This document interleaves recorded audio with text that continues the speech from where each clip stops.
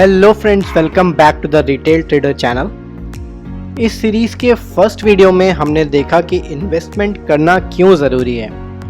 अगर आपने वो वीडियो नहीं देखा है तो डिस्क्रिप्शन बॉक्स में मैंने लिंक ऐड कर दिया है, उस वीडियो को ज़रूर देखिएगा। ऑल्सो आप मेरे चैनल पे जाके एब्सोल्यूट बिगनर्स की प्लेलिस्ट में भी उस वीडियो को सर्च कर सकते हो। इस सेकंड वीडियो में हम ये डिस्कस करेंगे कि इन्वेस्टमेंट करने के लिए हमारे पास क्या क्या ऑप्शंस हैं या हम कहाँ कहाँ पे अपना पैसा इन्वेस्ट कर सकते हैं। तो लेट्स बिगिन। सबसे पहले हम सारे ऑप्शंस को देख लेते हैं एंड देन एक एक करके हर एक ऑप्शन को डिटेल में डिस्कस करेंगे। वैसे तो दुनिया में बहुत सारे पैसे इन्वेस्ट करने के लिए ऑप्शंस हैं, बट हम यहाँ पे सबसे कॉमन इन्वेस्टमेंट्स जो इंडिया में लोग करते हैं हम उनको ही डिस्कस करेंगे। तो सबसे पहला इस लिस्ट में है फिक्स डिपॉजिट्स। इसके बारे में हम सब जानते हैं और काफ़ी लोगों ने फिक्स डिपॉजिट में पैसा इन्वेस्ट भी किया होगा। सेकंड ऑप्शन जो है वो है real estate. Real estate investment में काफ़ी पॉपुलर है इंडिया में।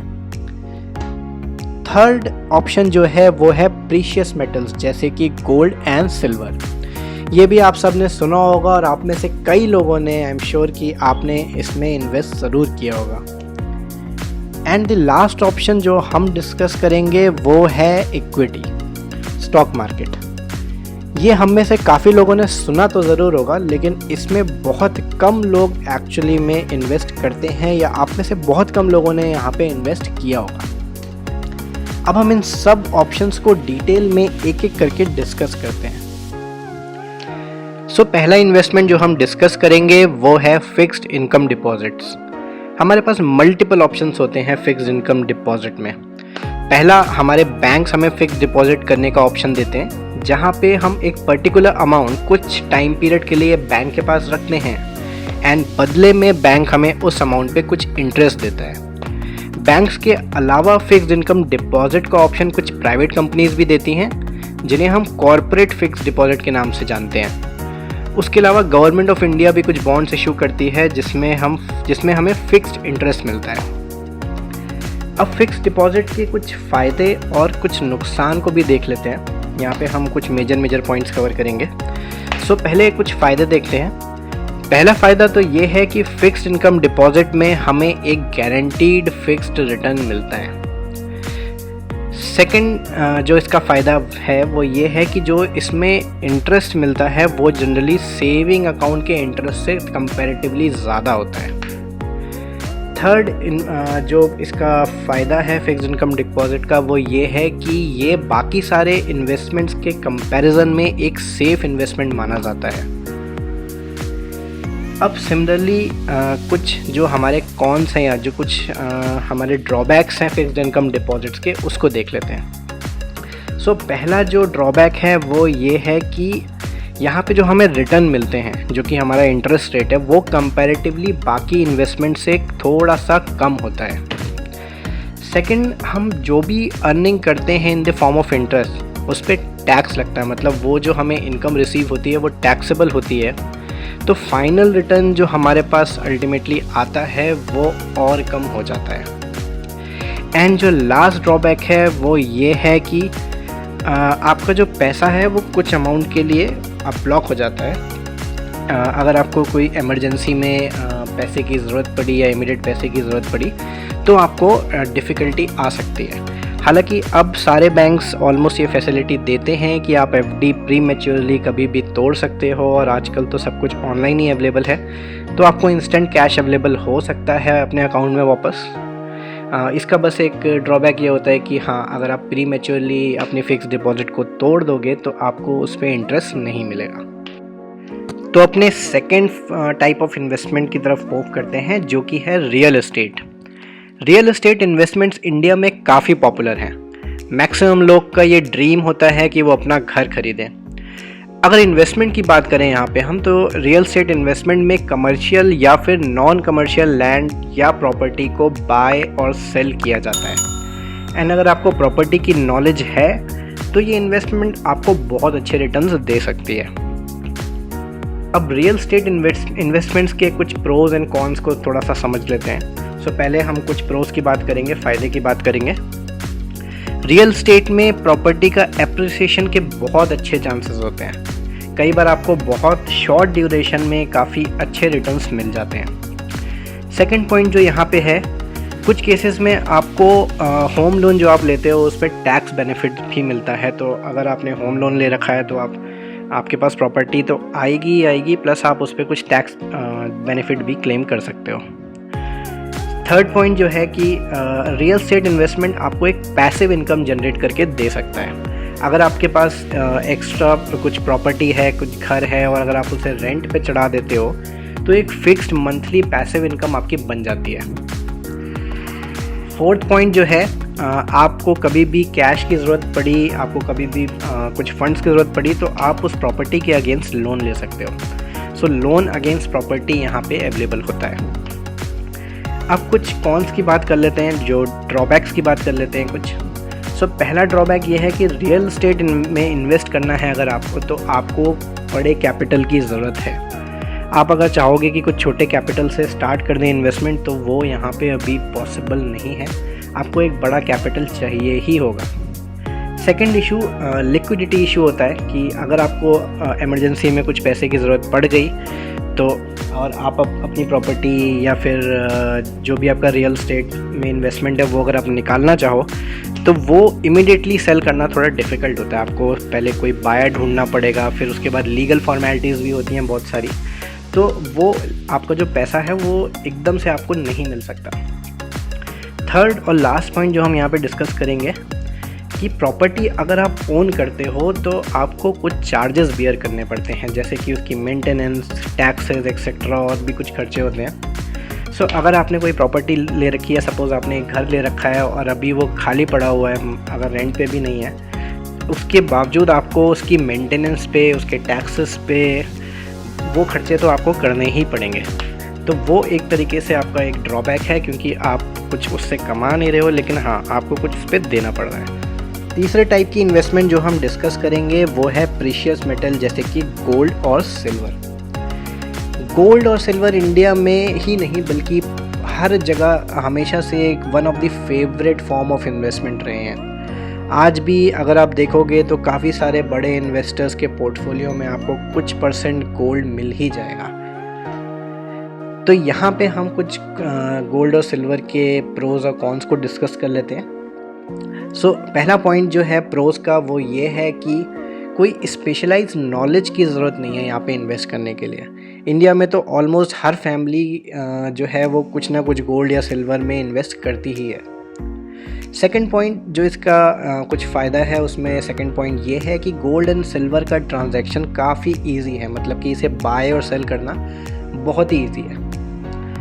थर्ड जो इसका प्रो है वो है ये है कि गोल्ड या सिल्वर के प्राइजेस नॉर्मली लॉन्गर रन में आपको कुछ एक डिसेंट प्रॉफिट दे के ही जाते हैं। सो हिस्टोरिकली अगर हम देखेंगे तो गोल्ड और सिल्वर के प्राइजेस हमेशा से राइज ही कर रहे हैं लॉन्गर टर्म में। सो यहाँ पे आपको एक डिसेंट प्रॉफिट मिल सकता है।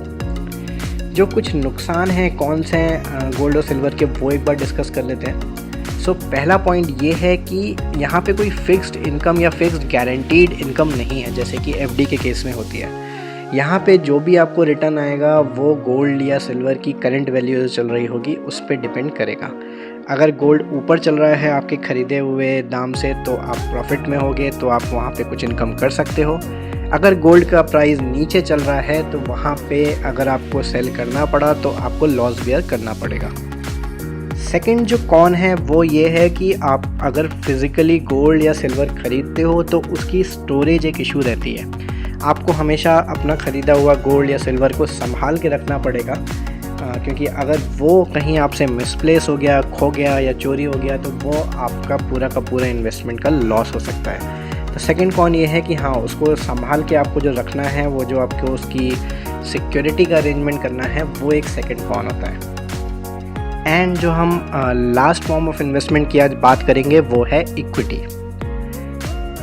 सो इक्विटी एक ऐसा इन्वेस्टमेंट है जिसमें हर कोई इंडिया में अभी इस पॉइंट ऑफ टाइम पे इन्वेस्ट नहीं करता है। अब हाँ, कंपैरेटिवली लोग म्यूचुअल फंड्स में काफ़ी ज़्यादा इन्वेस्ट करने लगे हैं, लेकिन हाँ, इक्विटी अभी भी बहुत कॉमन नहीं है इंडिया में। ये कंपैरेटिवली लेस पॉपुलर है बाकी सारे इन्वेस्टमेंट के कंपैरिजन में। तो इक्विटी के कुछ प्रोज और कॉन्स को यहाँ पे डिस्कस कर लेते हैं। पहले हम प्रोज को डिस्कस करेंगे।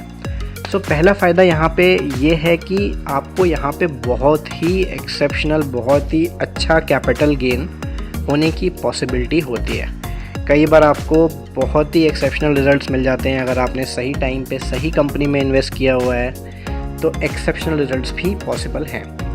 सेकंड पॉइंट ये है कि आप इन्फ्लेशन को यहाँ पे ईजिली बीट कर सकते हो। सो कुछ पॉइंट्स होते हैं, अगर आप लॉन्ग टर्म में इंडेक्स के फंड्स ही खरीद रहे हो, अगर आप स्टॉक्स की नॉलेज नहीं भी रखते हो, तब भी आप इजीली इन्फ्लेशन को बीट कर सकते हो। थर्ड फ़ायदा ये है कि इसको बाय और सेल करना बहुत ही ईजी है, मतलब इसमें ट्रांजैक्ट करना बहुत ही ईजी है। अब हम यहाँ पे कुछ कॉन्स को डिस्कस कर लेते हैं। पहला कॉन ये है कि यहाँ पे जितना रिवॉर्ड की पॉसिबिलिटी है उतना ही रिस्क भी है। कई बार ऐसी सिचुएशन भी आती हैं जहाँ पे आप बहुत बड़े लॉसेस कर सकते हो, आप अपना पूरा का पूरा कैपिटल भी लूज़ कर सकते हो। सेकंड जो कॉन यहाँ पे आता है कि लर्निंग कर्व है। यहाँ पे आपको काफ़ी सारा टाइम यहाँ पे इन्वेस्ट करने के से पहले सीखने में लगाना पड़ेगा, और अगर आप बिना सीखे इन्वेस्ट करना स्टार्ट कर देते हो, तभी वो जो पहला वाला कॉन है जहाँ पे आप बड़े लॉसेस करते हो एंड पूरा का पूरा कैपिटल जो लोग लूज़ कर देते हैं, वो इसी वजह से होता है क्योंकि वो पहले लर्निंग में उसको समझने में टाइम नहीं लगाते। हमने यहाँ पे सारे फॉर्म ऑफ इन्वेस्टमेंट को डिस्कस किया, सबके प्रोज और कॉन्स को जाने। तो अब यहाँ पे कंक्लूजन क्या निकला है इस वीडियो का, इस पे थोड़ी सी डिस्कशन कर लेते हैं। हमने देखा कि हमारे पास काफ़ी ऑप्शंस अवेलेबल हैं इन्वेस्टमेंट करने के लिए। अब आप कितना पैसा कहाँ इन्वेस्ट करना चाहते हैं, ये कम्प्लीटली आपकी चॉइस है। हर एक इन्वेस्टमेंट टाइप का अपना कुछ बेनिफिट है, अपना कुछ ड्रॉबैक भी है।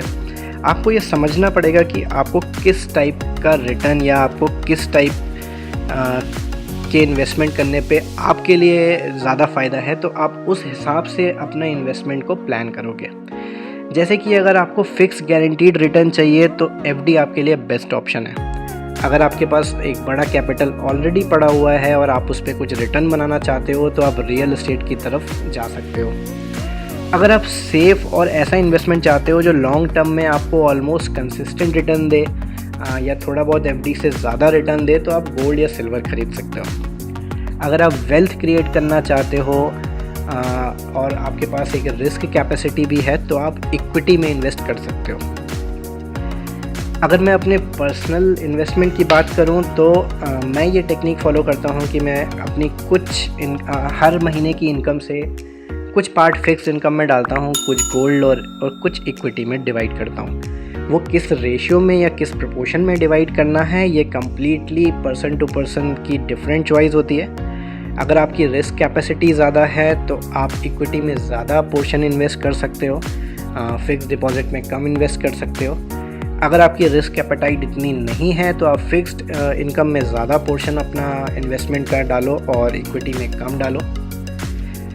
सो हमेशा it's always wiser to diversify investment. आपको एक ही जगह सारी इन्वेस्टमेंट नहीं करनी चाहिए, आपको अलग अलग टाइप ऑफ इन्वेस्टमेंट फॉर्म में थोड़ा थोड़ा अपना पैसा इन्वेस्ट करना चाहिए। सो इस पूरी सीरीज़ में हमने सारे फॉर्म ऑफ इन्वेस्टमेंट को अभी तक स्टडी कर लिया है। अब इसके बाद जो सीरीज़ में जितने भी नेक्स्ट वीडियो आएंगे उसमें हम मोस्टली इक्विटी इन्वेस्टमेंट्स के बारे में ही आगे बात करेंगे। सो नेक्स्ट वीडियो में हम यहाँ से स्टार्ट करेंगे कि स्टॉक मार्केट क्या होता है। अगर आपको ये वीडियो अच्छा लगा है तो प्लीज़ इस वीडियो को लाइक करिए, अपने फ्रेंड्स और फैमिली के साथ शेयर करिए एंड प्लीज़ इस चैनल को सब्सक्राइब कर लीजिए। Thank you.